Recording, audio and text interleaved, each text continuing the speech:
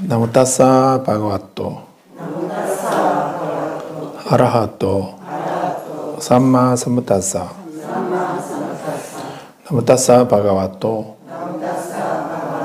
아라하토 삼마 삼부따사. 세상에 존귀하신 님, 거룩하신 님, 올바로 원만히 깨달으신 님, 부처님께 예경하나이다.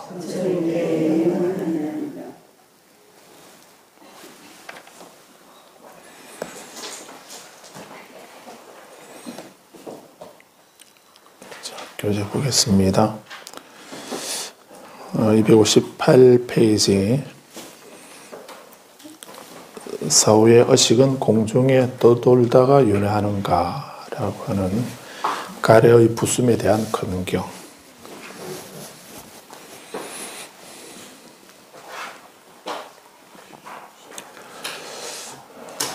두 번째 절에 그때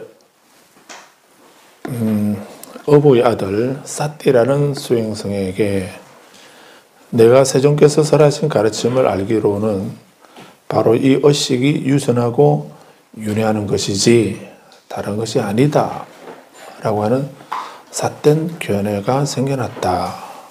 이렇게 시작을 합니다. 사띠라고 하는 이 비구는 수행성을 비구를 수행성이라고 번역한 거죠.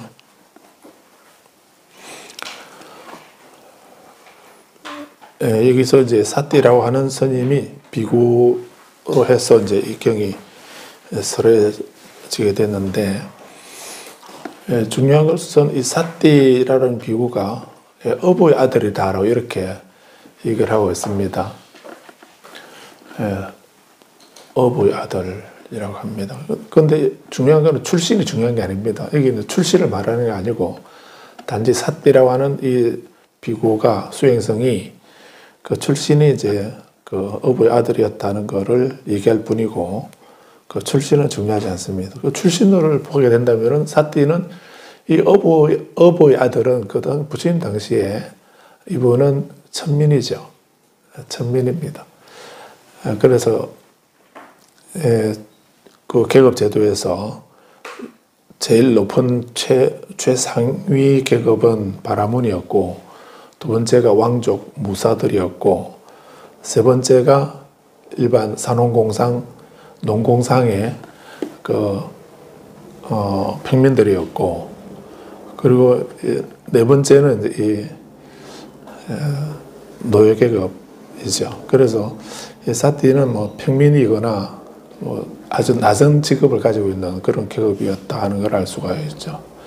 그런데 그 출신이 문제가 아니고 이제 이 사띠라고 하는 이 비구가 부처님 가르침을 받고서 본인이 잘못 이해한 거, 이것이 문제가 되는 겁니다. 그래서 내가 세존께서 설하신 가르침을 알고 있기로는 이렇게 부처님 말씀을 내가 듣고 이해한 바로는 부처님 가르침은 이런 거다라고 그렇게 얘기를 한 거죠. 그래서 지난 시간에도 길게 말씀드렸는데, 그래서 원해열의 진실의 부처님의 진실한 뜻을, 참다운 뜻을 이해한다는 것은 아주 어려운 것입니다. 어렵습니다. 중요하고 어렵습니다. 뭐 좀 다른 얘기로 부처님께서 법문을 하실 때에 그 꽃을 들어서 대중에게 보여주셨다라고 이렇게 합니다. 염화시중 이렇게 합니다. 염화시중이라 이렇게 하는데, 이것은 이제 부처님의 가장 중요한 것은 부처님 가르침이죠. 부처님 가르침을 부처님이 이 진리를 깨달으셔서 부처님이 되셨고, 그 깨달으신 그 가르침을 우리에게 설해 주셨기 때문에 지금 우리가 부처님 법을 알 수 있는 거죠.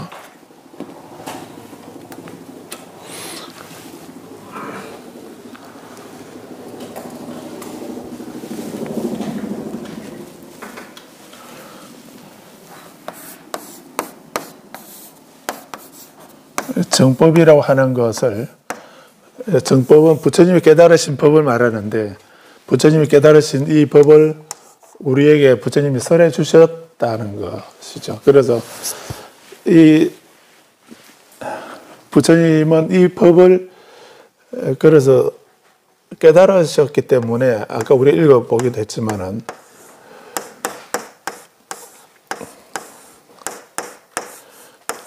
바르고 원만한 깨달음을 올바른 깨달음을 이루셨다. 이렇게 내가 이 깨달음을 이루지 않았다면 이 말을 안 했을 텐데 이 말을 깨달았기 때문에 이 법을 깨달았기 때문에 나는 이 가르침을 설하고 있다. 깨달은 진리를 설하고 있다라고 이렇게 말씀을 했거든요. 그래서 부처님이 진리를 깨달으셔서 부처님이시고 이 깨달음의 내용을 법을 우리에게 일러주신 거죠. 그래서 정법에 대한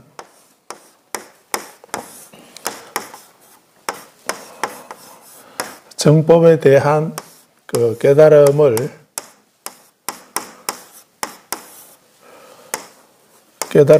우리들에게 일러주시고 또 전해주시는 건 아주 중요하죠. 그래서 정법의 바른 법에 대한 안목을 갖추고 있는 거, 간직하고 있는 거, 그래서 정법 안장이라 이렇게 말하는 겁니다. 부처님 가르침의 내용을 바른 진리에 대한 안목을 갖추고 있는 거, 그래서 정법 안장이라 이렇게 말하는 겁니다. 그래서 부처님의 정법 안장이라는 말은 부처님의 깨달음의 내용 전체를 말하는 겁니다. 이것을 이제 부처님 법을 깨달으셔서 정각을 하시고 그 정법 안장을 이 정법에 대해서 45년 동안 말씀을 하시죠. 45년 동안 말씀하시고 열반에 드시게 되는데 열반에 드실 때 이제 부처님이 깨달으신 이 정법 안장 부처님이 열반에 드시게 되면은 드시고 나면 이제 이거 누가 얘기합니까? 그래서 이 정법 안장을 계속 전해줄 수 있도록 이렇게 하는 것을 이어나가면서 전해 주는 것은 아주 중요하죠. 그래서 부처님이 이제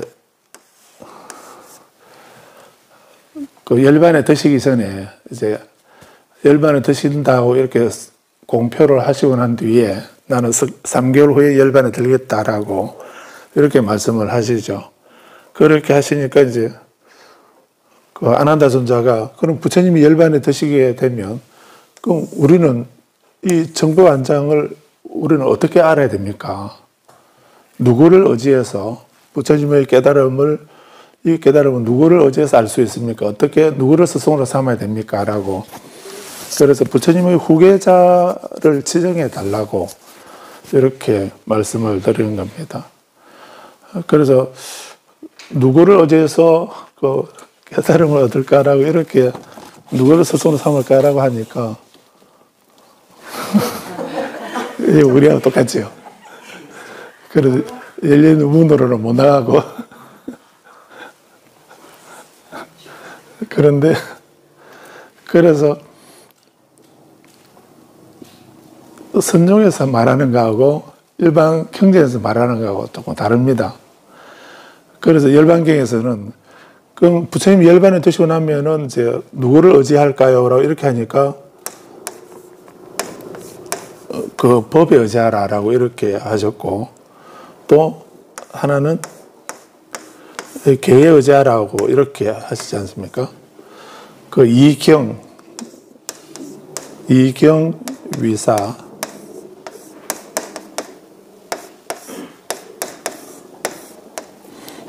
이경위사 경전을 법을 진리를 경전은 법이니까 법을 법으로서 스승으로 삼고 계로서 스승으로 삼아라. 그러니까 다른 사람을 지명하지 않으신 겁니다. 부처님 사람을 지명하지 않으시고 부처님의 가르침하고 또 불자가 지켜야 할 계율을 스승으로 삼아라. 그렇게 하면은 굳이 사람이 어떤 특정한 한 사람이 법을 설하지 않아도 부처님이 설해 놓으신 이 법하고 계를 의지하게 되면 부처님이 늘 계시는 거나 마찬가지다라고 이렇게 말씀하신 겁니다. 그렇게 하시면서 이제 열반경, 특히 열반경에서는 따로 후계자를 지명하지 않으셨다는 이게 불교의 큰 특징입니다. 그 제2의 부처님을 이게 정하지 않으셨다는 겁니다. 그리고 또 여러 번 말씀드렸지만 누구를 피난처로 삼아야 되는가? 자신을 섬으로 삼고 피난처로 삼고 법을 피난처로 삼아라. 부처님이 생전에 계실 때에도 나를 의지해라. 부처님이 나에게 의지하게 되면, 나 개인에게 의지하게 되면 해탈을 얻는다라고 이런 말씀하신 게 아니고, 자기 자신에게 의지해라. 여기서 자는 자기 자신을 말하거든요. 우리 각자의 자신에게 의지해라. 자신이 피난처이고 법이 피난처다. 이렇게 말씀하고 있죠. 또 주는 그 뒷바는 등불이라는 의미도 있으니까 등이라는 의미도 있기 때문에 자등명, 법등명 이렇게 한다고도 했죠. 자기 자신을 등불로 삼고 진리를 가르침을 등불로 삼는다. 이렇게 말씀하고 있습니다. 그래서 어디에도 부처님은 사람에게 의지할 건가 법에 의지할 건가 이렇게 두고 보게 되면 부처님은 시종일관 법에 의지하라고 했지 어떤 한 부처님이라 하더라도 부처님에게 의지하라고 이 소리는 안 하셨거든요. 이런 말씀은 없습니다. 그런데 이제 선종에서는 이건 이제 경전에서 하시는 말씀이고 선종에서는 그 중국 당나라 송나라 때 정도가 되게 되면 당나라 이후 말기 송나라가 되면은 선종이 이제 달마대사가 건너오시고 난 뒤에 그 선종이 크게 번성하게 되죠. 근데 그때 중국 역사를 보게 되면 송나라 때는 족보에 대한 그 생각이 많아졌습니다. 그걸 보학이라고 그럽니다. 그 족보를 찾는, 족보를 정확하게 따지는 이런 것이 되게 번성하게 되었습니다. 그래서 그 영향을 받아서 불교도 그 유교나 일반 사람들은 우리는 뼈대 있는 족보가 있는 집안인데 너희들은 족보가 없지 않냐라고 이렇게 그런 식으로 얘기를 하게 됩니다. 그래서 우리는 뭐 공자님, 맹자님까지 거슬러 올라가고 또 요순 임금까지 건너가고 뭐 이렇게 해서 그 황제로부터 이렇게 쭉 그런 뼈대 족보가 있는데 우리는 중국 유교는 그런데 불교는 족보가 없는 오랑캐 종교가 아니냐 이렇게 얘기를 했던 거고 또 저번에도 말씀드렸지만 그 당시 불교를 상교라고 한다고 이렇게 하는 말씀 두보시에 나오는 불교를 상교라고 했다라고 코끼리 상자인데요. 모양 상자와 같은 겁니다. 그래서 불교는 뭐 인이예지라든지 인이예지라고 하는 이런 그런 진리나 도덕을 가리키는 것이 아니고 어떤 형상을 만들어 놓고 그 형상을 숭배하면서 숭배하게 되면 복을 얻는다라고 하는 그런 가르침을 말하는 종교다라고 해서 불교를 상교라고 했다는 거거든요. 그래서 우리는 그 유교는 어짐이라든지 인이라든지 그 어떤 이치라든지 인이라든지 또는 예도 예뻐 예절이라든지 인이 예지 그다음에 진가요? 예지신,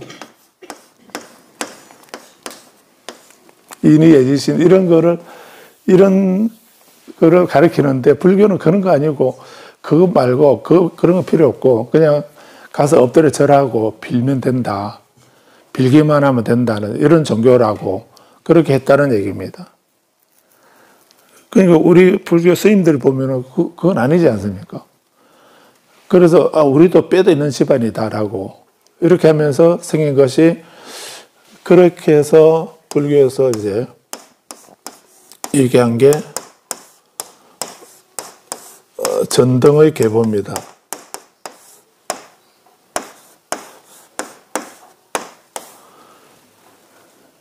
계보.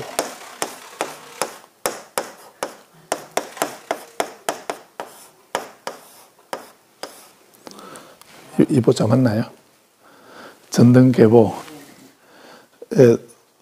등불을 전달하는, 등불을 전하는 계보. 불교의 법통을 말하는 법맥을 말합니다. 그래서 이것을 그 법맥이라고도 하고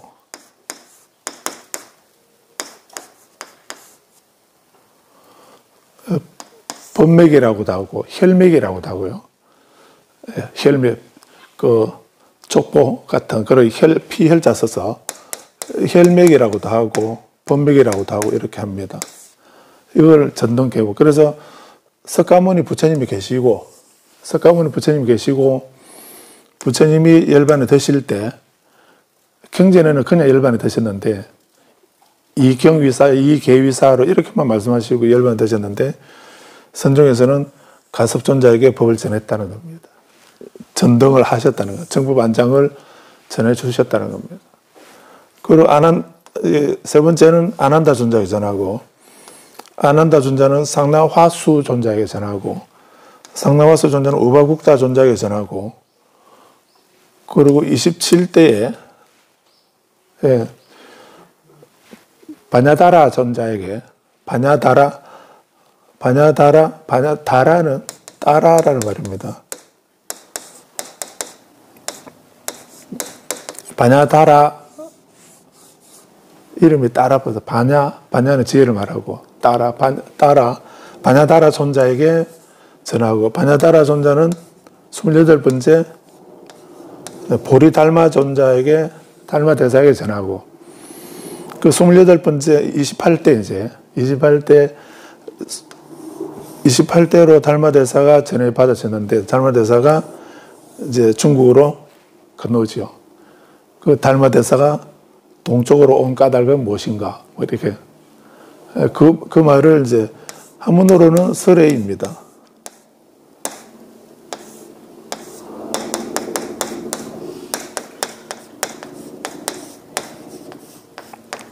조사 설해의 서쪽에서 온 뜻이 무엇이냐? 그 우리 입장에서 보면은 서쪽에서 왜 왔지? 이 말이 되고요. 인도에서 보기에는 동쪽으로 왜 갔지? 이렇게 되는 거죠. 같은 말인데. 그래서 아무튼 달마대상 28대가 중국으로 와서 첫 번째 초조가 됩니다. 중국에서 첫 번째가 되고 2조 해가대사, 3조 도신대사, 3조 성찬대사, 4조 도신대사, 5조 홍해대사, 6조 해능대사까지 이렇게 중국의 6대까지 해. 그래서 33조사라고 이렇게 말하는 이유가 거기에 있습니다. 그래서 아무튼 이렇게 그 선종에서는 이런 전등계보가 있습니다. 전등계보를 말합니다. 그래서 달마대사 부처님이 열반에 드실 때 가섭존자에게 법을 전하셨는데 정법안장을 전하시는데 3번에 걸쳐서 전하셨다는 겁니다. 그래서 3번에 걸쳐서 전하셨다라고 해서 삼처 전심이라고 세 곳에서 법을 정법안장을 전하셨다 해서 삼처 전심 이렇게 말하는 겁니다. 그래서 가섭존자에게 법을 전했기 때문에 가섭존자가 이제 한 번은 부처님께서 법문을 설하시는데 그때 법을 법문하시기 전에 그 천인이 꽃공양을 올렸는데 그 중에 꽃 한 송이를 부처님이 들어서 대중들에게 보여주신 겁니다. 꽃 한 송이를 잡으시고 염화 잡으시고 대중들에게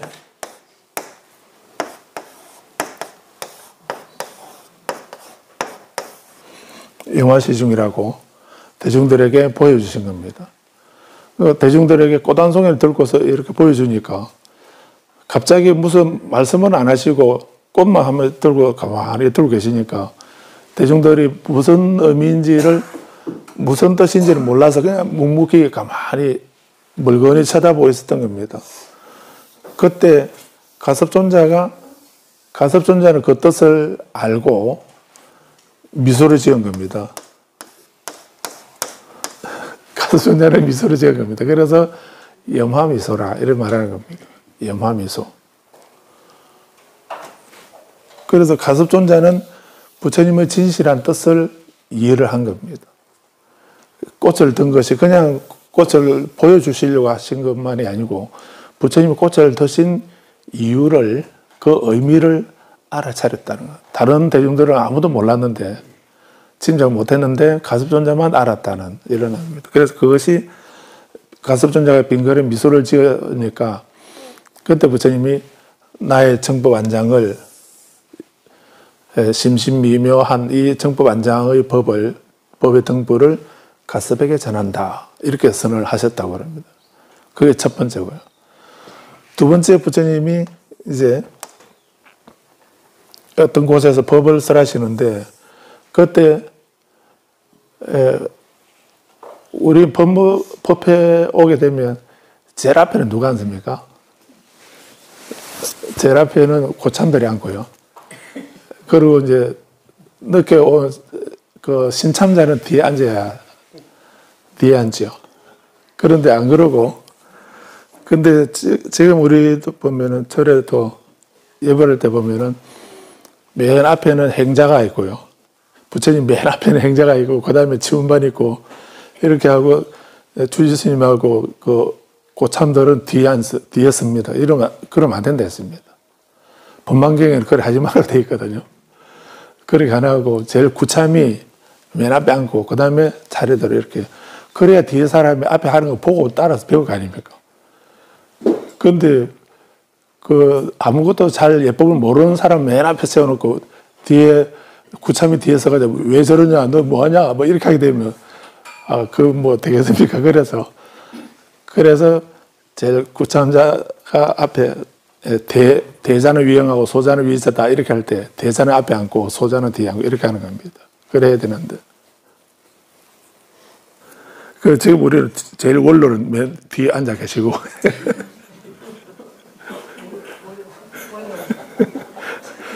그런데 가섭존자가 법회에 이제 빨리 와서 맨 앞에 앉아, 제일 원로니까 제일 앞에 앉아야 되는데, 이미 이제 다 와서 자리를 차지하고 있어서, 또 가섭존자 늦게 도착을 해가지고, 가섭존자가 앉아야 할 자리가 없어가지고 뒤에서 막 머뭇거리고 있는 겁니다. 그걸 부처님 법성 위에서 보시니까 다 보이잖아요. 그래서 뭐 우리는 아무 데나 앉으면 되지 이래 생각하겠지만 그러면 안 되거든요. 그 법의 좌차가 있기 때문에.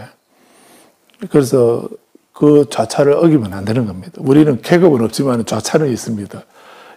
이 좌차는 목숨을 걸 만큼 중요합니다. 스님들에게 좌차는. 그래서 언제 출가했는가, 나이가 몇 살인가 이건 별로 중요하지 않습니다. 우리는 나이는 묻지 않습니다. 그래서 스님들에게 나이 묻지 마시고요. 그리고 왜 출가했느냐를 통계 묻지 말고 그냥 출가했거니 하지. 왜 출가했는데요? 따라다니면서 물어보면은 꿀밥만 내 마실지도 모릅니다. 그럼 나이 묻지 말고. 그런데 좌차는 물어야 됩니다. 숙의 한 나이가 얼마나 됩니까? 이걸 물어야 되거든요. 그걸 물어야 이제 앉는 순서가 정해지는 겁니다. 그 나이 보고 하는 게 아니고요. 그래서 우리 스님들에게 법납 순서대로 앉기 때문에 좌천은 아주 중요한데, 근데 가섭존자가 제일 원로인데 저 뒤에서 머뭇거리고 있으니까 그 행자들 틈에 앉아 있을 수는 없지 않습니까? 그래서 이제 부처님이 가섭존자를 부르십니다. 앞으로 오라고. 앞으로 오라고 해서 부처님이 앉으시는 이 자리를 여기 한가운데 앉아 계시다가 부처님 자리를 옆으로 옮기십니다. 그 부처님 옆에 앉으라고. 이건 파격적인 일. 그런 일은 요 앞에 여기 앉아라 이렇게는 하실 수 있어도 부처님 자리를 반으로 나눠서 분반좌 반으로 나눠서 자리를 반으로 나눠서 앉는다. 이런 특별한 일이거든요. 그 다자탑전 분반좌 이렇게 합니다. 그래서 자리를 반으로 나누어서 앉으셨다. 그게 두 번째입니다. 다른 제자들은 뒤에서 뭐 허둥거리거나 아니면 뭐 이렇게 하더라도 뭐 알아서 하겠지 하고 뭐 내버려 두셨는데 가섭존자가 뒤에서 뭐 자리를 못 찾아서 이렇게 하고 있으니까 이리로 오라고. 이래서 옆에 부처님 바로 옆에 앉으셨다는, 같이 앉으셨다는. 이건 아주 특별한 경우입니다. 그래서 그게 두 번째 이제 부처님이 정법안장을 가섭존자에게 전한다는 징표, 표시였다는 것입니다. 세 번째, 삼처전심이니까 세 번째는 부처님 열반에 드시고 쿠시나가라에서 열반에 드셨는데 가섭존자는 부처님 임종을 지켜보지 못했던 겁니다. 그래서 다른 데서 이제 500제자를 데리고 유행을 하고 있다가 부처님이 열반하셨다는 얘기를 나중에 듣습니다.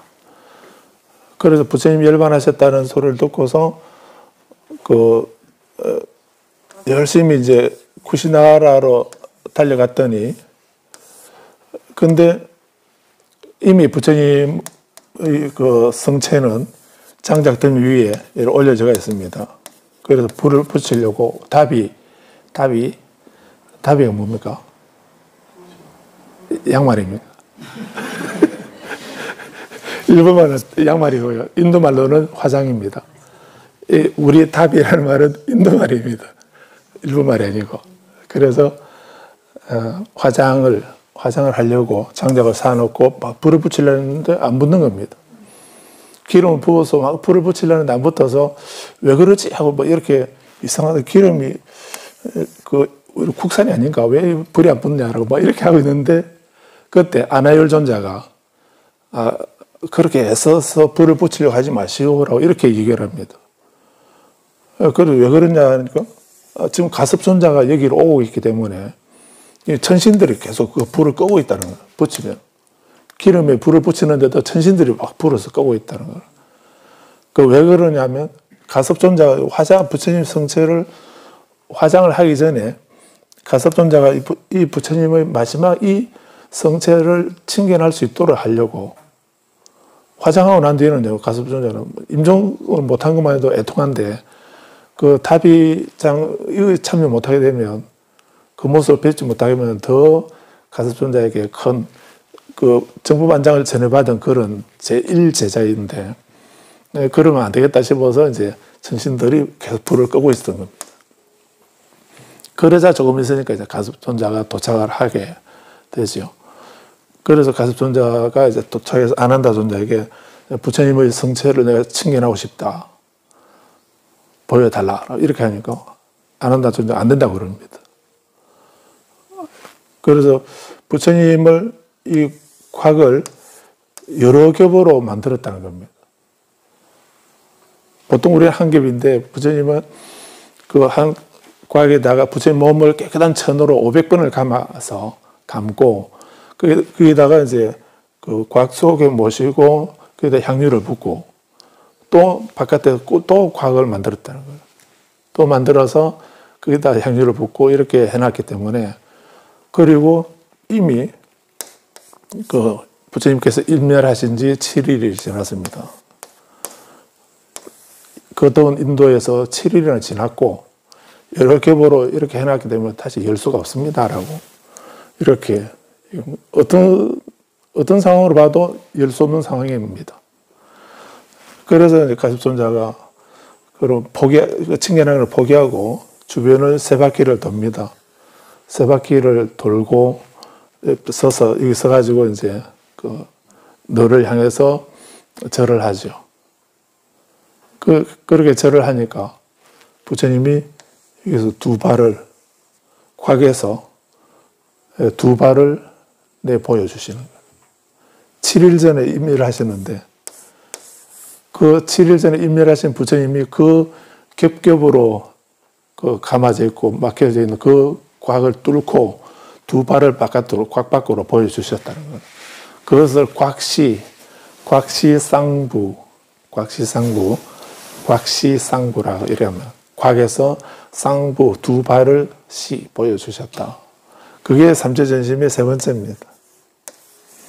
이런 방법을 통해서 이제 하필 가섭존자가 오니까 도착하니까 부처님이 그 정부관장을 나 가섭에게 전했다 하는 그거를 대중들에게 믿음을 보여주기 위해서 세 번째로 그런 불가사의한 일을 부처님 보여주셨다는 겁니다.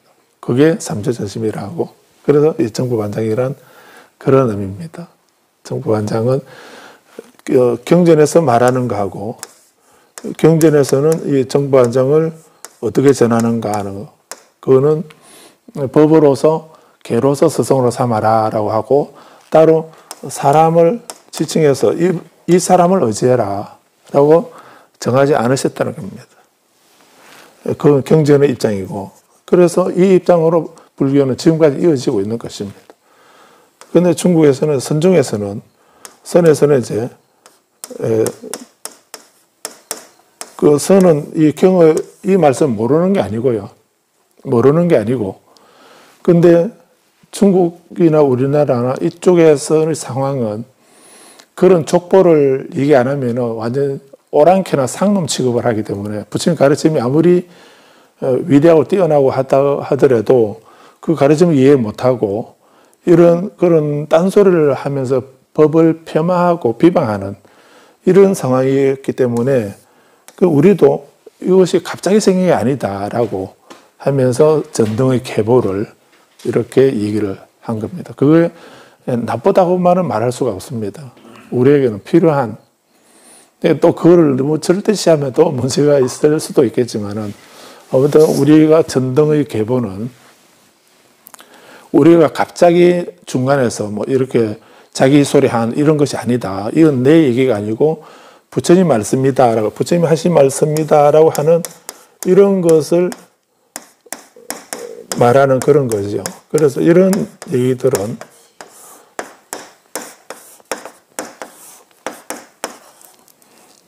에와메 숫다라고 이렇게 해서 그 여시아문이라고 경전에서도 여시아문이라는 이런 말씀을 하지 않습니까? 이와 같이 내가 들었다. 이와 같은 이런 내용을 이런 가르침을 내가 들었다. 내가 들은 바에 의하면 이렇다 하는 이런 의미죠. 그래서 여기서 나는 누구를 말합니까?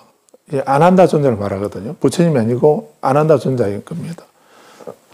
아난다 존자가 부처님 시자였으니까 그래서 부처님께서 하시는 말씀을 이런 말씀을 아난다인 내가 직접 들었다. 이건 내 얘기가 아니고 부처님께서 하시는 말씀이다라고 하는 그런 말씀이죠. 그래서 이 여시양문이라는 말이 중요한 이유가 바로 거기에 있습니다. 이건 내 얘기가 아니고 부처님 말씀입니다. 부처님 말씀을 나는 이렇게 들었다라고 하는 것을 우리에게 전해주는 거거든요. 그래서 선종에서는 그러면 저 여시아문을 부정하는 것이 아니고 여시아문이라는 말을 달리 표현하는 겁니다.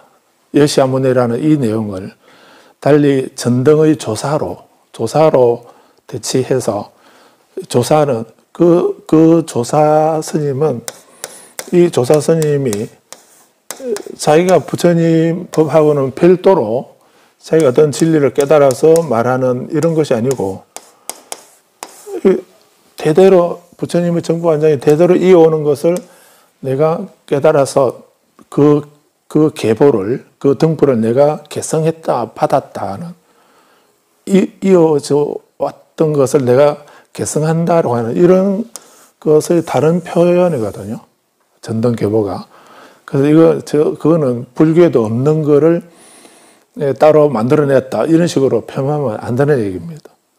경전에서는 여시야문으로 이렇게 부처님 말씀이다라고 하는 거를 대변하고 있고, 또 선종에서는 전등계보라고 하는 걸로서 여시야문을 달리 표현했다라고 이렇게 보시면 됩니다. 그래 보실 수도 있습니다. 그래서 뭐 말씀드리려고 하냐면, 이렇게 우리 부처님 말씀을 바르게 이해한다라고 하는 이거는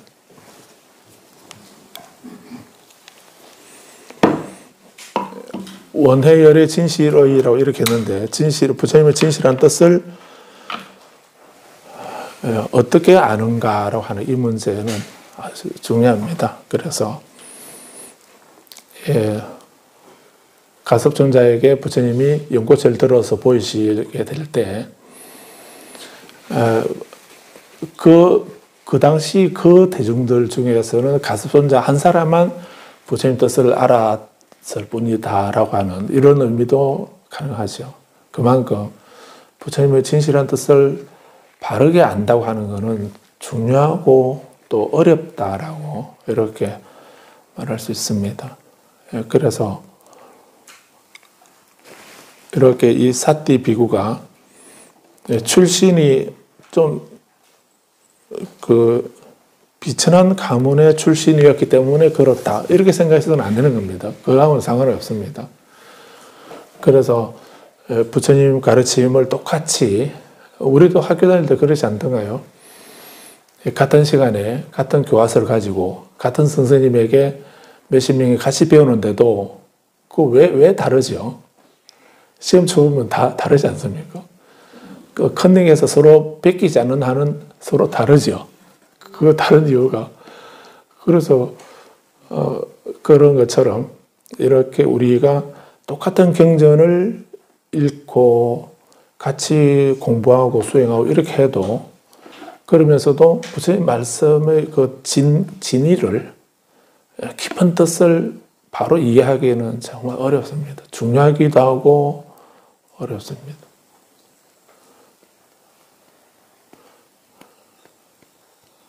그래서 그것이 정말 중요하고 어렵다고 하는 것을 이 사띠 비구를 예로 들어서 부처님께서 우리에게 한번 자각시켜주는 그런 경이라고 보셔도 됩니다.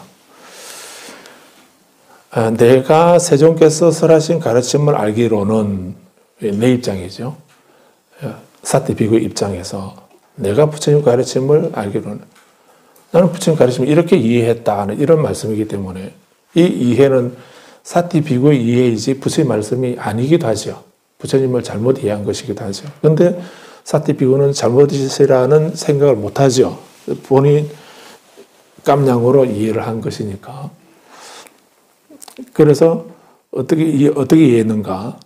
바로 이 의식이 우리들의 마음 또는 의식이라든가 마음이라든가 또 영혼이라든가 뭐 자성이라든가 여러 이름을 붙일 수 있습니다. 유전하고 윤회한다. 유전하고 윤회하는 거. 이런 윤회하는, 우리는 윤회하는 존재죠. 유전하고 윤회하는 존재인데, 무엇이 유전하고 윤회하는가? 이제 부처님은 그 지바라고 하는, 자연화교에서는 지바라고 하는 영혼, 지바라고 하는 것이 있어서 이런 영혼이 있다고 자연화교는 얘기를 합니다. 다른 종교에서는 그런 윤회하는 주체, 실체가 하나 있습니다. 그것을 영혼이라고도 하고 신이라고도 하고 뭐 그 혼령이라고도 하고 또 뭐 여러 이름을 붙이고 있긴 한데 아무튼 우리가 죽으면 다 끝나고 아무것도 없어져 버리는 것이 아니고 육신은 죽어도 뭔가 다음 생으로 이어지는 뭐가 하나 있다라고 하는 이런 생각을 하는 쪽이 있죠. 그럴 때는 그 다음 생으로 새로 몸을 받아나게 만드는 우리 나에게 무엇이 다음 생에 새로 몸을 받아나는 그 주체가 뭔가 그걸 일반적으로는 이제 영혼이다 이렇게 하든가 또는 마음이라 하든가 의식이라든가 뭐 이렇게 뭔가 다른 그 혼령이라든가 혼백이라든가 뭐 그런 식으로 얘기를 하고 있죠. 근데 부처님은 그걸 인정하지 않으신다는 얘기입니다. 그런데 이 사티 비구는 부처님이 말씀하시기를 우리가 유전하고 윤회하는 것은 이 마음이 의식이 윤회하는 거지 다른 게 아니다. 다른 게 윤회하는 게 아니다. 하는 이런 말씀을 하셨다는 것을 그런 생각을 했다는 겁니다. 그런 삿된 견해가 생겨났다라고 이렇게 했습니다. 그래서 이 경에서 사티 비구의 이 생각이 의식이 유전하고 윤회하는 것이지 다른 것이 아니다라고 하는 이 생각은 삿된 견해다라고 하는 것을 이해를 하셔야 됩니다. 그게 왜 삿된가? 왜 잘못된 견해인가? 이거를 우리는 알아야 되는데 근데 현대의 불자 중에 현대의 사티가 많이 있습니다. 우리 불자들 중에. 불자를 하면서 우리가 경전을 공부하고 니까야를 공부하고 대성경제를 공부하고 선을 공부하고 이렇게 하면서도 그러면서도 우리는 또 그게 아니다 하는 걸 공부를 하면서도 한쪽 생각은 그래요. 이 의식이 유전하고 윤회하는 거지 다른 게 아니다. 이런 식으로 생각하는 사람들이 많이 있습니다. 그런 생각은 여기서는 분명히 부처님은 삿된 견해다라고 이렇게 말씀하고 있는 겁니다. 그럼 무엇이 윤회하고 유전하는가 하는 것을 뒤에서 말씀하고 있죠.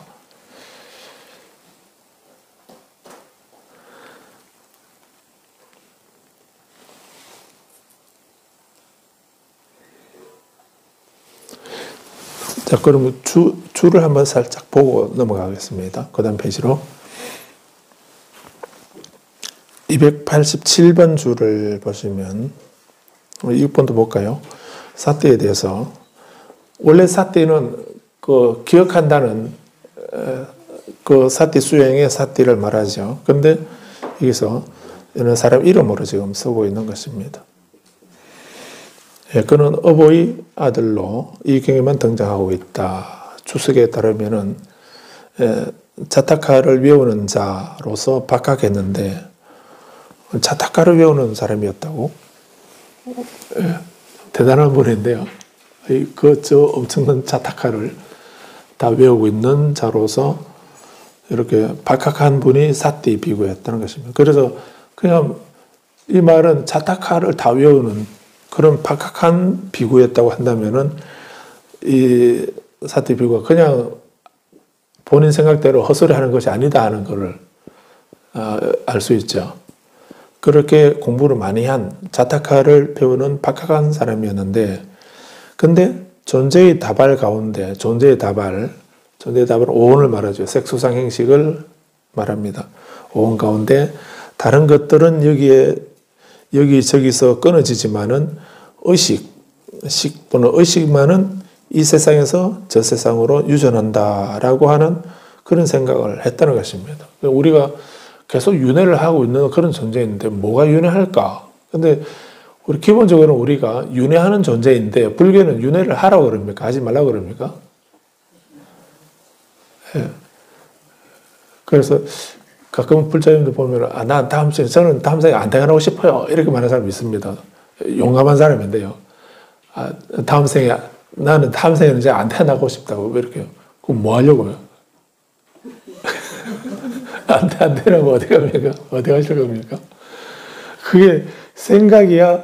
안 태어나고 싶지만은 그 태어나고 싶다고 해서 태어나고 태어나기 싫다고 해서 안 태어나는 거 그거 아니거든요. 안 태어나려고 그러면 안 태어날 원인을 지어야 되는 겁니다. 태어날 원인은 그 탐진치로 태어날 원인은 말로 행동으로 생각으로 뭐 태산처럼 지어놓고 저는 다음 생에 안 태어날래요 이렇게 하면 그건 되게 무책임한 거거든요. 그건 무책임한 것입니다. 인간을 부정하는 겁니다. 그래서 태어나고 안 태어나고 하는 거는 그 본인이 태어나고 싶다 해서 태어나고 태어나기 싫다 해서 안 태어날 수 있는 것이 아니고 업에 따라서 무엇이 유전하고 윤회하는가? 업이 유전하고 윤회하는 것입니다. 라고 여기서 얘기를 하실 겁니다. 그런데 그럼 불교는 그럼 우리는 윤회하는 존재인데 시작을 알 수 없는 그때부터 지금까지 계속 나고 죽고 나고 죽고 이걸 계속 되풀이 반복해 왔습니다. 그렇게 하면서 그 주체가 뭐였는가? 의식이었는가? 영혼이었는가? 마음이었는가? 뭐 이런 식으로 이제 우리는 생각을 하겠는데 근데 부처님은 그러면 우리는 그렇게 시작을 알 수 없는 무한의 세월 동안 계속 윤회해 왔는데 불교는 부처님은 우리에게 그런 윤회를 계속 하라고 그럽니까? 하지 말라고 그럽니까? 하지 말라고 그러죠. 윤회에서 벗어나라. 왜냐하면 윤회하는 거는 비록 천상에 태어난다 하더라도 그건 고통이다. 천상에 태어나더라도 그건 즐거움이 아니고 그건 고의 연속이고 고의 원인이라는 겁니다.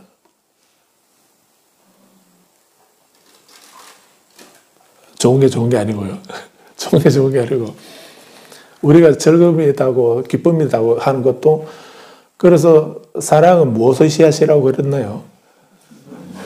그 좋은 거를 왜 눈물이 씨앗이라고 그러죠? 그게 불교에서 말하는 얘기죠. 그거는 바깥에서는 눈물이 씨앗이 아니죠. 얼마 오면 좋은 거 이렇게 말할 텐데 그런데 불교에서는 그 눈물이 씨앗이라 하잖아요. 그 말은 천상에 태어나더라도 그게 행복한 게 아니고 그건 고의 원인이다. 그 말의 그 대중가요적인 표현이 그 말이라고 이렇게 이해하시면 됩니다. 그래서 불교는 윤회에서 해탈을 말씀하고 고의 소멸, 고의 지멸, 윤회에서 초월하는 거, 윤회에서 벗어나는 걸 말씀하지 이왕에 윤회할 것 같으면 좀 편안하고 좋은 윤회 해라. 그런 말씀하시는 게 불교가 아니다는 겁니다. 그래서 부처님은 난 딱 두 가지를 말한다. 이렇게 말씀하셨다고 하지 않습니까? 뭐 두 가지는 뭡니까? 나는 고에 대해서 말한다. 윤회에 대해서 말하고 있다. 그 다음에 두 번째는 나는 고의 소멸을 말한다. 윤회에서 벗어나는 거. 그 윤회가 끝나는, 윤회를 하지 않는, 윤회를 초월하는 그 길을 나는 말한다. 팔만대장경은 딱 두 가지입니다. 다른 거 아니고요. 아무리 어렵게 뭐 이렇게 말씀하셔도 결국은 팔만대장경은 딱 두 가지만 말하고 있습니다. 윤회의 고통에 대해서 말씀하고 있고 그 고통을 없애고 소멸하는 벗어나는 해탈을 얻는 거. 다른 말, 더 쉬운 말로 바꾸면은 극락에 왕생하는 거, 열반을 성취하는 거. 그에 대해서 말씀하고 있는 거죠. 그래서 이 세상에서 저 세상으로 유전하는 것은 의식만은 안 죽고 남아서 이 의식이 계속 유전하고 윤회한다라고 하는 이런 생각을 했다는 것입니다. 자, 그러면 이거 왜 사견인가? 그에 대해서 주의해보면 그렇게 되면 의식은 조건이 되지 않고 연기부에서 제외된다. 이 주에서 아주 총괄적으로 아주 명쾌하게 설명하고 있습니다. 의식이 유전하고 윤회한다고 한다면은 그러면 이 의식은 조건이 되지 않고 연기법에서 제외된다는 이 말은 뭔가요? 그럼 모든 것은 연기하는 것이죠. 연기한다라고 하는 이것이 기본 입장입니다. 원인이 있어서 결과가 나타난다라고 하는 이런 것이 기본이죠. 근데 써보아바라고 하는 그 자성이라고 하는 거, 자성을 자기 홀로 따로 연기하지 않고 원인에 상관없이 자기 홀로 늘 존재하는 거, 그걸 자성이라 이렇게 말하는 겁니다. 그래서 그런 자성, 불변의 실체로 어떤 조건이 되지 않고, 연기하고는 상관없이, 연기는 서로 의존해서 생겨나는 것이 연기인데, 연기에서 제외된다는 말은 연기하지 않는다는 말이죠. 연기하지 않는다는 말이니까, 연기하지 않는다는 말은 따로 어떤 조건에도 반응하지 않고 자기 홀로 존재하는, 홀로 존재하는 그런 것을 말하는 거, 그런 것을 자성이라 이렇게 말하는 겁니다. 좀 다른 의미로도 이해할 수 있는데, 글자 그대로 보게 된다면, 자성 중생이 있다 이렇게 하게 되면, 자성 중생이라면은 자성 중생을 내가 맹세코 나는 건지겠습니다 이렇게 하게 되면, 중생이라는 자성이 있다고 한다면 이미 얘가 중생으로서 존재하는데, 그 중생이라고 하는 그 자성을 가지고 있는데, 자성을 가지고 있다면 연기하지 않는데, 아무리 이 중생을 부처로 바꾸려고 해도 이미 중생이라는 자성을 가지고 있는데 어떻게 부처로 만들죠? 중생이라는 자성으로 딱 정해져가 있는데, 그렇다면 어떻게 그 중생을 구제하고 변화시키고 해탈하게 하고 이런 일을 어떻게 할 수 있나요? 번뇌가 만약에 자성이 있다면, 번뇌라는 자성이 있고 보리라고 하는 자성이 따로 있고 이래 하다면은, 그러면은 이 번뇌를 어떻게, 번뇌와 자성은 연기하지 않고 변화할 수 없는 실체로 고정되어 있는 거를 자성이라 그러는데, 근데 그 번뇌라고 하는 것이 실체가 있다고 한다면은 그 실체가 있는 번뇌를 우리가 어떻게 없애죠? 어떻게 깨달음으로, 발견으로 어떻게 변화시킬 수 있나요? 변화시킬 수 있다면은 자성이 있는 것이 아니죠. 자성이 있다면은 바뀔 수 없는 거. 간단하게 그렇게 이해하시면 됩니다. 자성불도를 맹세코 이루겠다. 이미 불도가 이루어져 있는데, 이미 자성불도라면은 이미 불도인데, 그거를 나는 맹세코 이루겠습니다. 같은 얘기는 좀 이상하지 않나요? 그러니까 좀 비슷한 얘기가 입보살행론에 금시조는 용을 잡아먹는 그런 무서운 새를 금시조라고 합니다. 무슨 큰 뱀, 큰 용을 잡아먹는 새가 금시조인데, 까마귀는 썩은 고기나 이런 거를 주워 먹죠. 근데 까마귀는 그 뱀이 코브라나 이런 그런 뱀들에게 이 까마귀가 덤벼들지 못하죠. 그러다가는 한번 물렸다 그러면 바로 죽어버리는데 덤비지 못하지 않습니까? 그런데 뱀이, 그런 무서운 독이 있는 그런 뱀이라도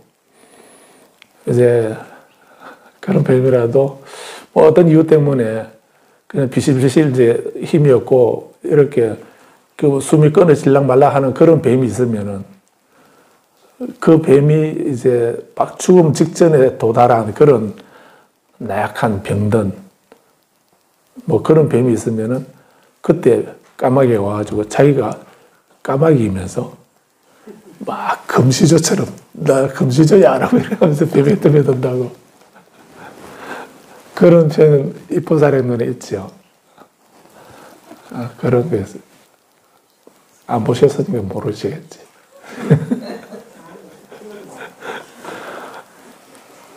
저는 그거 보면서 되게 그 모습을 관상을 해보니까 되게 재밌는데요.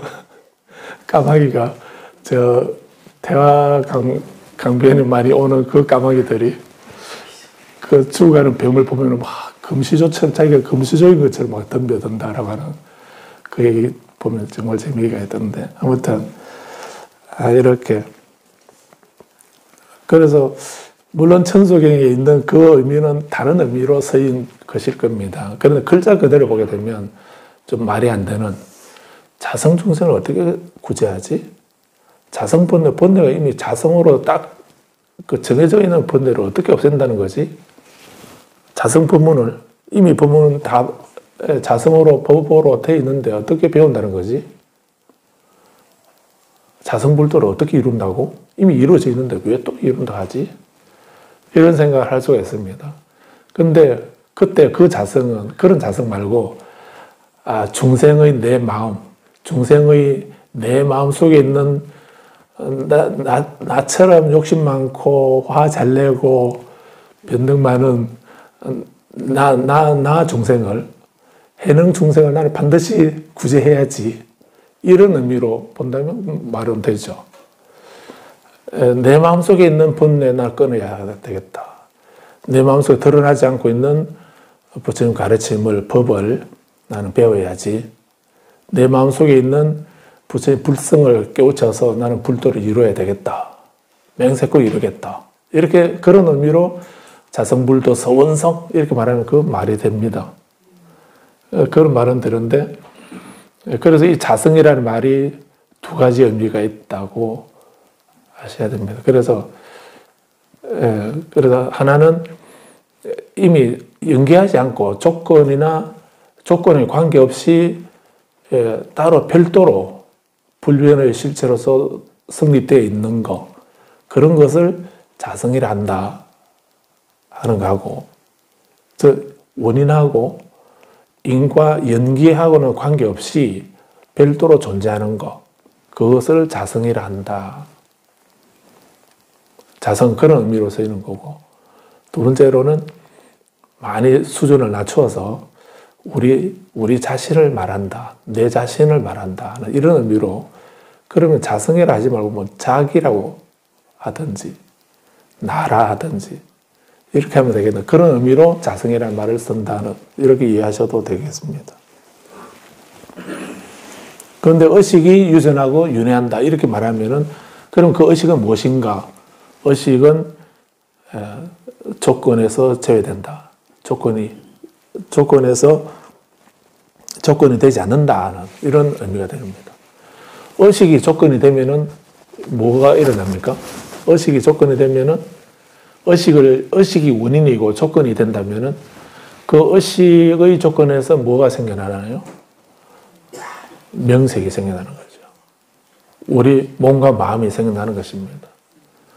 의식이 결과라면 의식은 무엇 때문에 생겨났다고 하던가요? 행 때문에 생겨난다고 합니다. 12연계에서. 그 행은 무엇 때문에 생겨나는가? 무명 때문에 생겨난다. 무명은 또 무엇 때문에 생겨나는가? 무명도 실체가 있는 게 아니고요. 최초의 원인이긴 한데 그 무명마저도 연계한 거죠. 무명도 사성제를 모르는 그 무지 때문에 무명이 생겨난다라고 이렇게도 얘기하는 겁니다. 그래서 이렇게 모든 것은 연계한 것이다라고 하는 이 말은 모든 것은 연계하는 것이다 하는 이 말은 달리 표현하게 되면 일체는 무자성이다 이렇게 말하는 것과 같은 말입니다.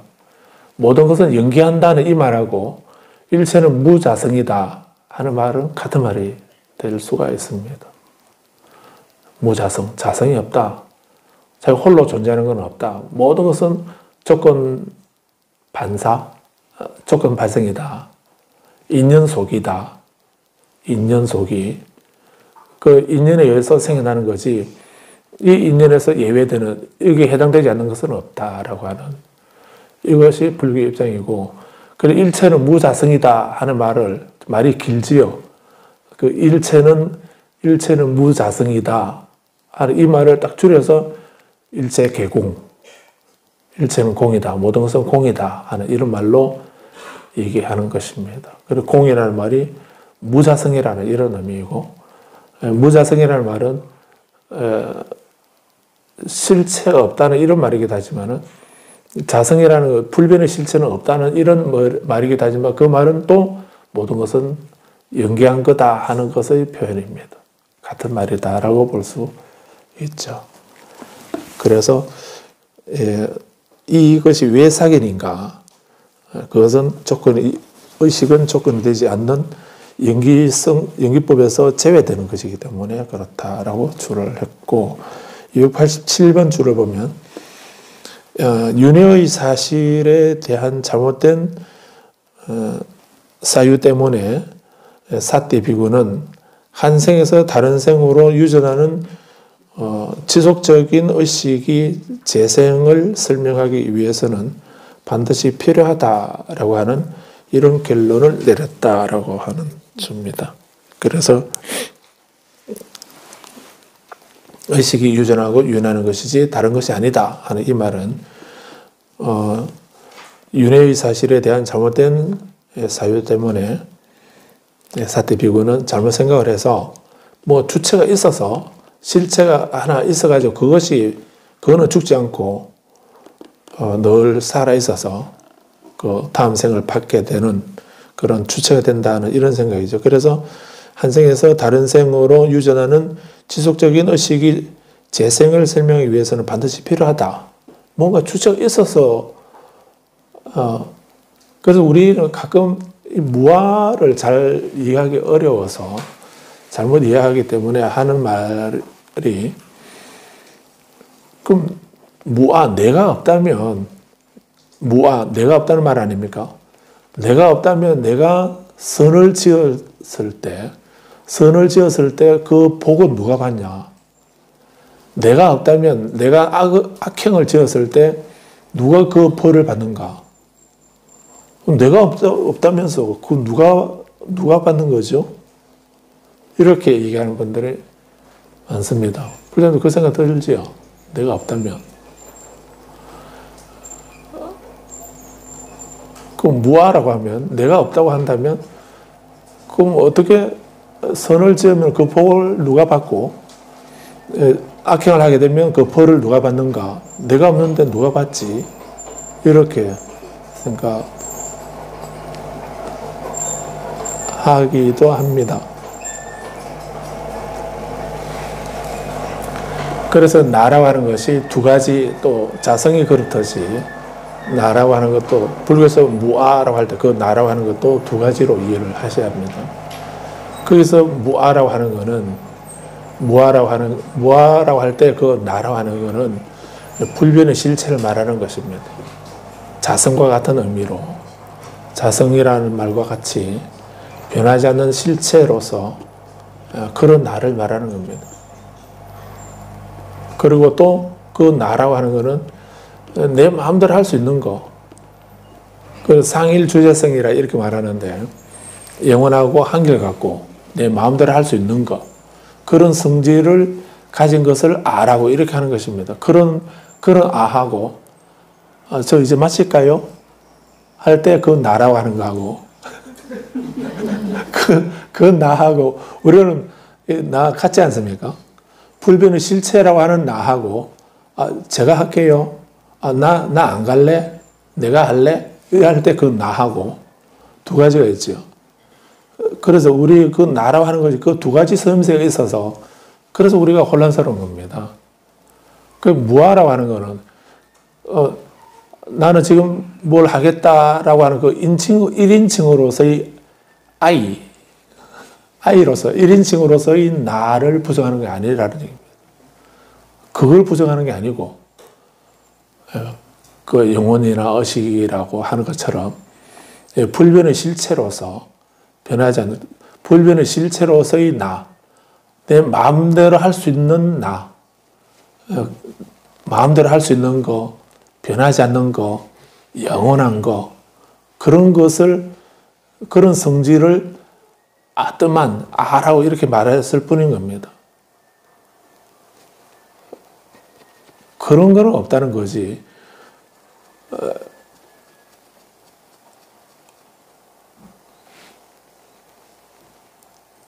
연야달다라고 하는 능엄경에 그 얘기를 하는 어떤 사람이 정신 이상자가 있었는데, 본인이 정신이 이상해가지고요.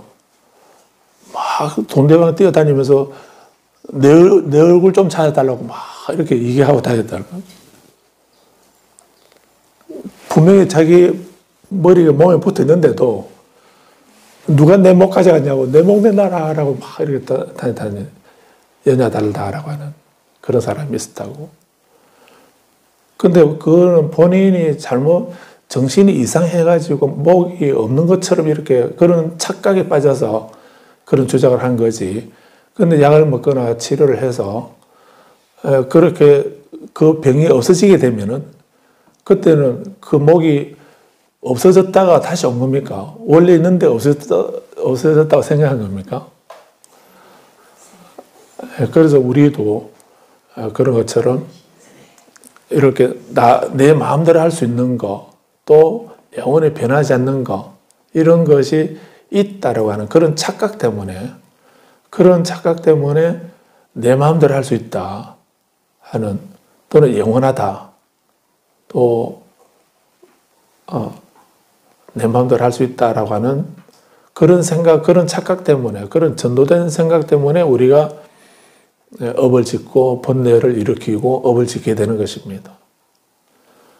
그러니까 그런 착각을 버리라고 하는, 어떤 원인 없이 일어나는 일, 그런 거는 없다고 부처님이 말씀하셨는데 우리는 아니라고. 이거는 예외라고. 이거는 원인 없이 늘 그렇다고. 저번에 그랬잖아. 이렇게 말은. 지금 현재인데도 과거에 또 전생에 아득한 옛날에 그때 그랬던 거 지금까지 계속 이어져 와가지고, 그래서 어떤 같은 예는 아니긴 하지만 어떤 스님이 제자하고 유행을 하다가 내가를 건너게 되는데, 그래서 다리는 없고, 그래서 그냥 내가를 건너야 되는데 어떻게 건널까 하고 하다 보니까 옆에 어떤 여인도 못 건너가지고 뭐 서성거리고 있는 걸 보입니다. 그래서 그 스님이 그 여인을 업어서 건너 죽은 겁니다. 그래서 그 제자는 손도 잡으면 안 된다는 이런 계를 생각하고 있기 때문에 전혀 생각을 못하고 있었는데 스승은 덥석 없더니 업어서 그냥 건너주고 건너준 겁니다. 그래서 그 제자가 계속 스승을 따라오면서 고개를 왼쪽으로 기울였다가 오른쪽으로 기울였다가, 분명히 우리 스님 큰 스님이라고 하던데 근데 왜 업어서 저렇게 건너주고 이렇게 하시지? 이렇게 그 생각으로 계속 따라오고 있었습니다. 그래서 스승이 오다 보니까 계속 그 모양으로 갸우뚱하면서 이렇게 걸어오고 있으니까 너 뭐하냐? 이러니까 질문이 있습니다. 라고. 왜 부처님은 그렇게 손도 잡지 말라고 했는데 왜 그렇게 여인을 업어서 그렇게 건너주셨습니까? 이렇게 얘기를 질문을 무슨 의도로 그렇게 하셨냐고 그렇게 질문을 하죠. 그래서 선생님 뭐라고 대답하셨다 하던가요? 나는 벌써 다 내려주고 잊어버리고 있었는데 너는 여태까지 짊어지고 있냐라고 이런 말씀을 하셨다고 그 비슷한 얘기를 하셨다고 그러죠. 그럴 때에 그건 하나의 꿈에는 얘기일는지는 모르겠지만 거기서 우리는 나라고 하는 것이 그렇게 옛날에 그랬으니까 그렇게 한 거는 늘 영원하다, 늘 그렇다라고 하는 생각, 늘 그렇다는 생각이나 원인 없이 일어난다는 생각이나 이런 생각 때문에 그런 생각을 가지고 우리는 화를 내고 분노하고 집착하고 미혹하고 이런 업을 계속 지게 되는 겁니다. 그래서 그런 거 없다라고 하는 거를 좀 어렵게 말해서 부처님은 무아 이렇게 하셨던 거고, 논서에서는 무자성이다 이렇게 말씀하셨고, 또 다른 말로 모든 것을 연계한다 이런 말씀으로도 하신 겁니다. 그래서 이 사띠의 이 견해는 윤회하는데 의식이 윤회하는 것이 다른 게 윤회하는 것이 아니다라고 하는 이거 한 예를 든 거고, 그런 것처럼 우리도 그리고 뭔가 이 의식 윤회의 주체로 의식뿐만 아니라 뭐 영혼이라 하든 의식이라 하든 마음이라 하든 뭔가 그런 거 하나의 그 불변의 실체로서 그걸 상정하고, 그래서 한번 잘하면 영혼이 잘하는 거고, 한번 좋으면 영혼이 좋은 거고, 한번 못하면은 뭐 불구대천의 원수로 생각하고 뭐 이렇게 하게 되면 그건 안 된다는 겁니다. 그건 연기법이 아니죠. 연기법은 불교업설하고 그 자연화교들의 그 숙명하고는 다른, 운명 숙명하고는 다른 겁니다. 불교업은 숙명이 똑같은 까르마업인데, 외도들이 말하는 것은 기계론적인 업이라고 이렇게도 말할 수 있습니다. 그래서 숙명이나 운명으로 한번 선업을 지으면 선업으로, 악업을 지으면 악업으로 딱 결정되어 버립니다. 정해져 버리고, 그거는 어떻게 할 수 없는, 거역할 수 없는 그런 것으로서 선을 지었으니까, 선행을 했으니까 행복하게 되고, 악행을 지었으니까 불행하게 되고, 이런 식으로 딱 결정되어 버리고 정해져 버리는 그런 것을 우리는 숙명론이라고도 하고 운명론이라 이렇게 말하는 겁니다. 불교도 인과를 말하는데, 불교 인과는 다른, 그러니까 외도들의 인과론의 업이나 인과론은 기계론적 인과론이다 이렇게 말을 한다면, 불교는 연기론적 인과라고 이렇게 말하는 겁니다. 연기론적 인과.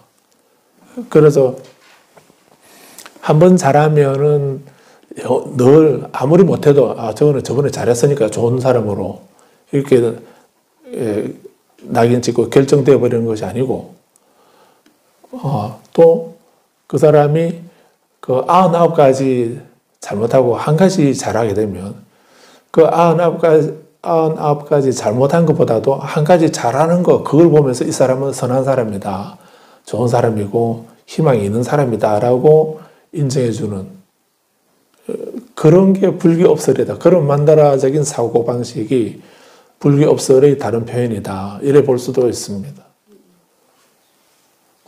그래서 저번에는 과거 전생에는 내가 복업을 짓지 못해서 이렇게 내가 불행하게 살지만, 이제 부처님 만나서 오늘부터 내가 선업을 지어서 행복의 원인을 지어서 내일은 행복하게 되도록 해야 되겠다. 그래서 힘들고 눈물을 흘려가면서, 가슴을 치고 눈물을 흘려가면서 선한 말을 하고 선한 행동을 하고 선한 생각을 하려고 막 애쓰는 거, 그게 불교의 수행이라, 그게 불교의 업설인 겁니다.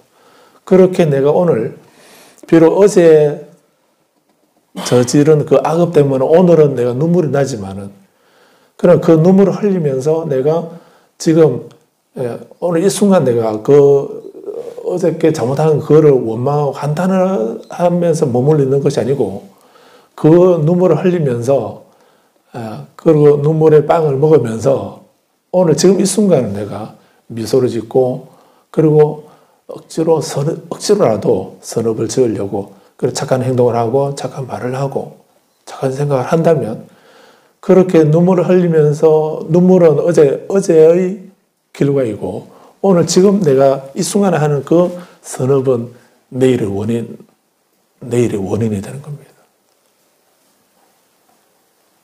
그렇게 조금씩 자기 자신을 바꿔가는 것, 이것이 우리들의 수행이고 우리들의 기도다라는 이걸 생각하셔야 합니다. 다 아시는 내용인데 너무 길게 말씀드렸네요. 그래서 이 사띠에게 이런 삿된 견해가 생겨났다라고 하는 이걸 보고서 사띠 비구를 비난하지 말고, 나는 사띠가 안 돼야지.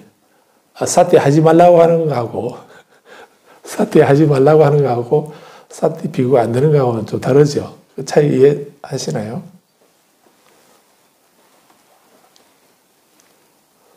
사티는 우리 수행의 가장 기본입니다.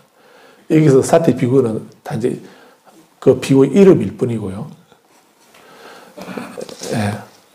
그래서 288번 줄을 보면은 사땡 견해가 생겨났다라고 이렇게 했는데, 여기서 악견은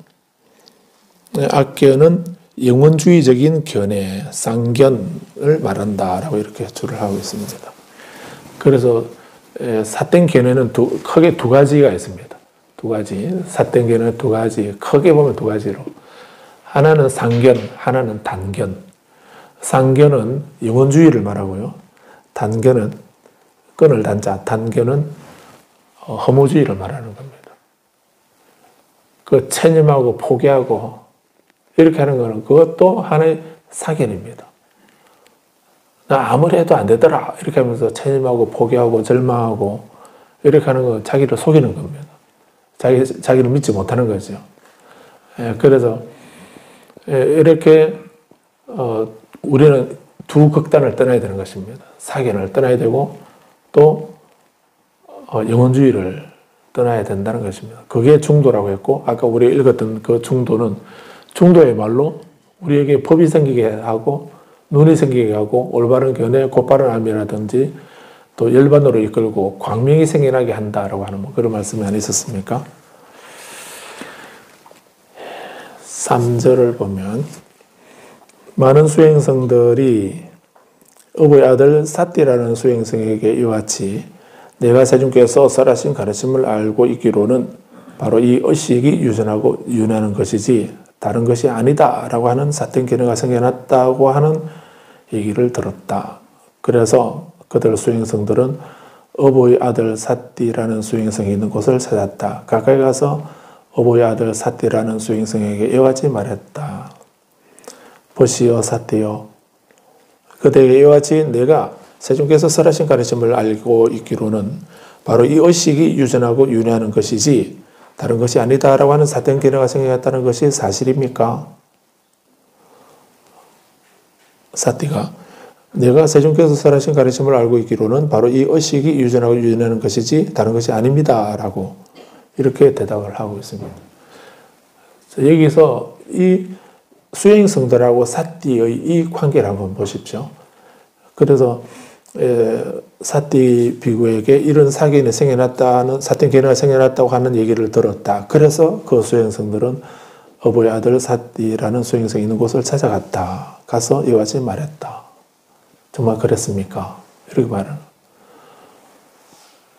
이게 도반이죠. 이게 도반인 겁니다. 그래서 우리 스님들을 화합성이라고 하는 이유가 여기에 있습니다. 누가 사땡 견해를 가지고 있거나 잘못하는 일이 있거나 이렇게 하게 되면 뭐 하든지 말든지 자기는 자기 팔을 흔들고 나는 내 팔을 흔들고 이렇게 하면 되는 거지. 이렇게 하게 되면 함께 할 이유가 아무것도 없지요. 근데 다른 도반이 어려움에 처해 있거나 다른 생각을 하고 있거나 이렇게 하게 되면 그 사람을 지적하려고 그 사람에게 무안을 주고 핀잔을 주고 이렇게 하려고 하는 게 아니죠. 여기 비구들이 사띠 비구에게 이렇게 지적하는 거, 너 뭐 그런 생각하냐? 이렇게 나무라려고 하는 게 아니죠. 같이 수행을 하면서 바른 생각으로 함께 기쁜 마음으로 수행하는 것이 필요하지. 근데 그 다른 생각 가지고 있으면은 이 사띠를 비난하기보다도 사띠가 그 바른 생각을 가져서 우리가 함께 바르게 수행하면 좋겠다 하는 이런 바람 때문에 하는 거지, 사띠를 비난하고 욕하려고 지적하는 게 아니거든요. 우리는 이 경 보면서 사띠 비고 욕하지 마십시오. 사띠 비고 우리도 아마 우리가 또 현대의 사띠일는지 모릅니다. 근데 우리는 그 도반들이 이렇게 지적 안 해주게 되면 내가 지금 사견을 가지고 있는데 사견인지 아닌지 지금 모르지 않습니까? 사띠 비고는 지금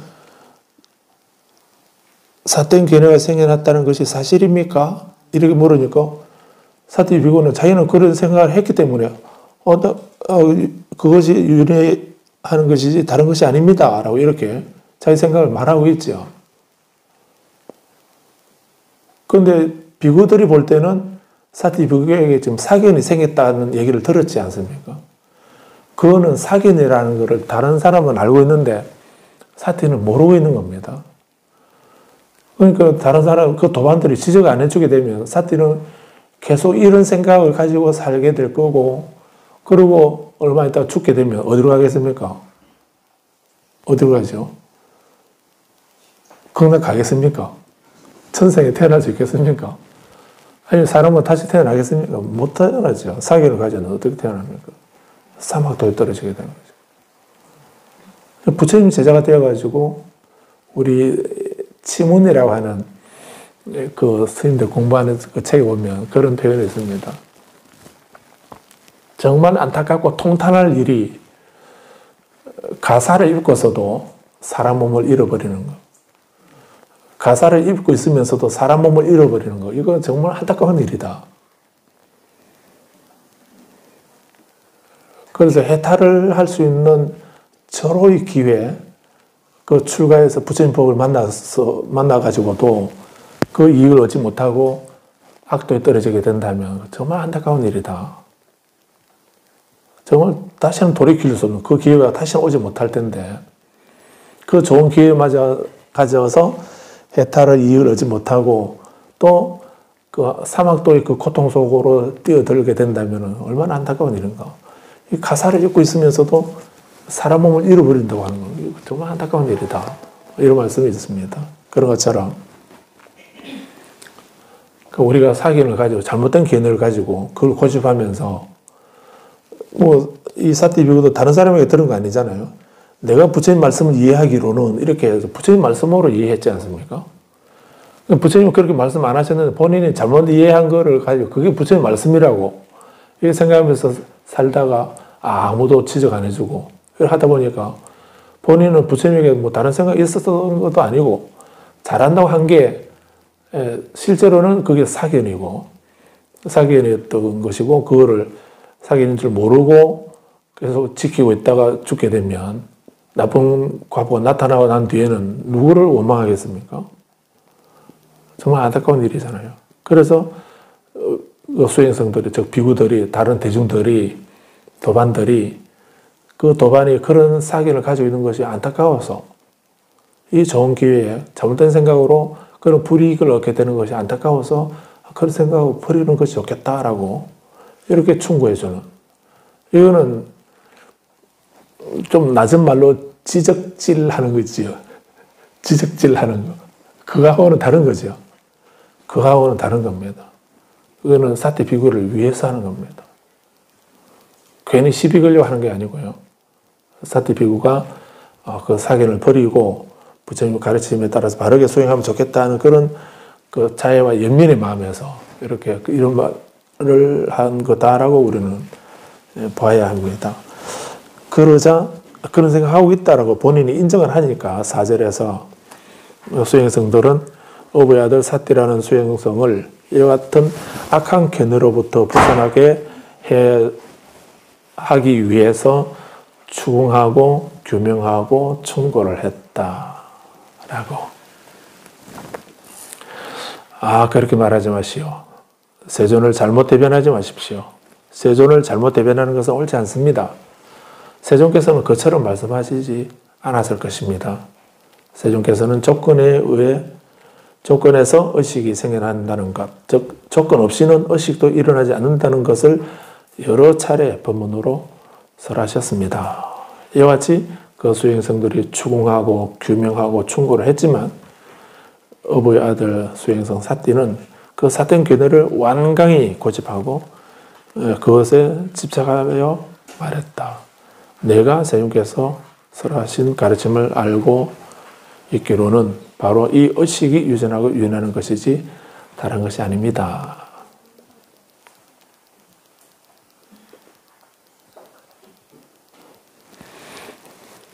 우리도 그렇게 하게 되면 옆에 사람이 그렇게 하면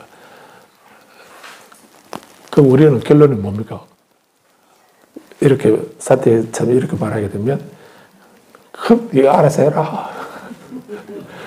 제가 절에서 들어와서 많이 들은 얘기, 가장 많이 들은 얘기가 아미타불 연보라는 소리보다도 네 알아서 해라 이 소리 더 많이 들었습니다.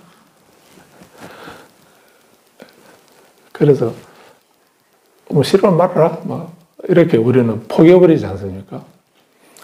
그러면 안 되죠. 그러면 안 되고요. 끝까지. 그래서 부처님은 한 중생을 제도하려고 삼생을 따라다니면서 그래도 그 고집 버리지, 다음 생에 태어나가 또 버리지 이렇게. 그렇게 하시는 분이 불보살이고, 우리 중생은 네 죽어라고 그랬는데 안 그런다고 뭐 그만둬라 뭐 이렇게 포기해버리지 않습니까? 우리 그러니까 포기가 안 되는 겁니다. 우리 포기를 못하는 이유가 이 비구들처럼 안 하고 그냥 사띠가 막 완강히 자기 고집을 부리라면 그러면 너 알아서 해라 라고 나하고 상관없다라고 그 울산 말은 잘 되든지 모르는데 나 모른대 이렇게 하고 끝내버리는 그건 네 알아서 하라고 우리 그렇게 하지만 그거는 불자의 마음이 아니고 보살의 마음이 아니다는 오늘 끝까지 그게 잘못이라고 보이면은 끝까지 바른 길로 이끌어주는 거 그게 도반이고 그게 불자고 보살인 겁니다. 그래서 우리는 이 경을 통해서 많은 걸 지금 배워야 됩니다. 포기하지 마시고요. 포기하지 마시고 끝까지 따라다니면서 우리 그 사람이 선으로 전향할 때까지 끝까지 따라다니면서 해야 됩니다. 그런데 비구들이 자기들 입장에서는 말이 안 되니까 우리는 여기서 저 같으면 포기할 텐데 근데 이 비구들은 부처님에게 가죠. 부처님께 가서 말씀을 드립니다. 이 일을 또 우리는 비구들이 부처님에게 고자질했다라고 이렇게 보면 그렇게 보면 안 되는 겁니다. 이거 부처님에게 고자질한 게 아니거든요. 글 읽으면 우리가 거꾸로 읽는 겁니다. 부처님께 가서 부처님이시여, 세존이시여, 저희 도반 중에 사띠 비구가 있는데요. 이런 사견을 가지고 있습니다. 그래서 우리가 여러 차례 그런 사견을 버리면 좋겠다라고 얘기를 했는데도 우리 말은 듣지 않습니다. 부처님께서 바르게 깨우쳐 주십시오라고 이렇게 부탁을 드리는 거거든. 그렇게 하니까 6절에서 세존께서는 다른 수행성들을 불러 이와 같이 말했다. 수행성들이여 오라. 그대는 어부의 아들 수행성 사띠를 찾아가서 그에게 나의 이름으로 보시오 사띠요. 스승이 그대를 부르신다 라고 알려라. 세존이시 알겠습니다.